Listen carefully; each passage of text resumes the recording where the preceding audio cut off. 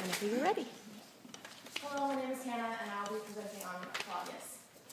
So there's more work in Shakespeare's historical plays than linear recountings of schemes, battles, and legal proceedings. Shakespeare blended the powerfully romantic Viking legends with history recognizable to his audience to build his most absorbing and even disturbing play, Hamlet. Hamlet is a play of confessions. The play explores whether or not it is possible to tell one's story, to be truly understood, and therefore to bring about a real communion in a religious or social sense. I want to focus on Claudius's prayer in Act 3, Scene 3.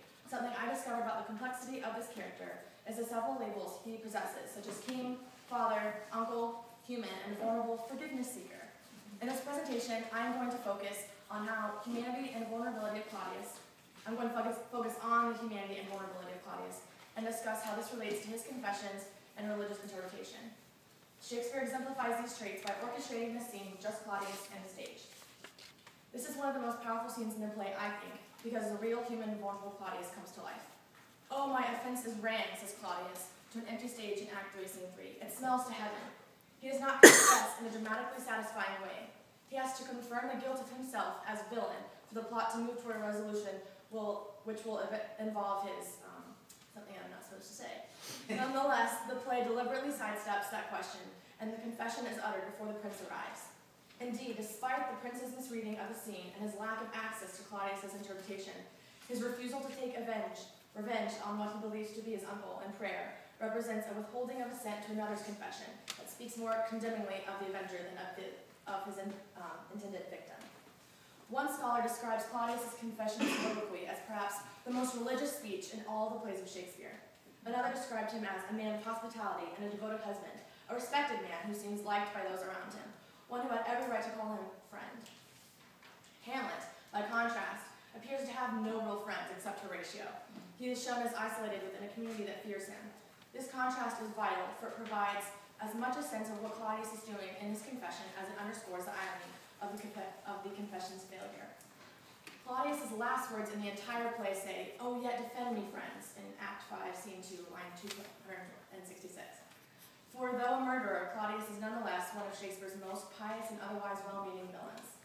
For despite his flaws, Claudius's appeal to friends in his last line in the play directs attention to the way in which he understands himself in relation to his kingdom, just as much as the plural collective pronoun he uses in his first speech, "our hearts and our whole kingdom." Claudius seeks pardon when he confesses his guilt and strong intent, but his search for pardon is bound to the weakness of his stronger guilt. Unable to imagine or accept his own forgiveness, he remains trapped, marked by the curse of Cain. Now, I don't know if all of you guys know the Bible story of Cain and Abel. Cain kills his brother Abel, and then God plants this curse on Cain. He believes he has this curse. So, I believe that because of the spiritual bond that Claudius exemplifies, it is the very fact that he speaks to an empty stage and gives a confession that solicits no response.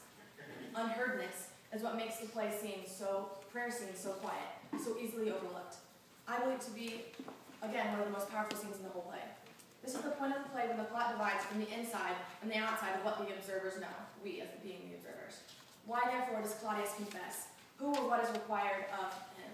And why does he feel the need to respect what is required? No other Shakespearean villain is involved in a moment of humanity quite in the same way.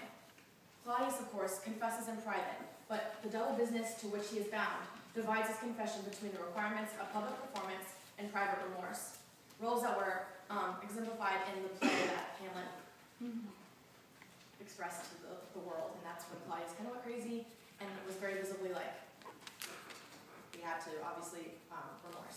Claudius confesses the incompatible essentials of piety and power, and yet the lack of any political obligation in this confession highlights an orientation unique among Shakespearean villains. Friendship, charity, and society, even if only in veiled forms, are the hope expressed with Claudius' confession. So now I'm going to read a passage from Act 3, Scene 3, lines 44 through a little bit. "We're thicker than itself with brother's blood. Is there not rain enough in the sweet heavens to wash it white as snow? Whereto serves mercy, but to confront the visage of offense? And what's in prayer but this twofold force? To be forestalled ere we come to fall, or pardoned being down. Then I'll look up, my fault is past. But oh, what form of prayer can serve my turn? Forgive me, my foul murder." Even though most Shakespearean readers claim Claudius to be a murderous, power-hungry man, through this scene of confession, we are able to witness the exact opposite of a defenseless, forgiveness-seeking human. Thank you.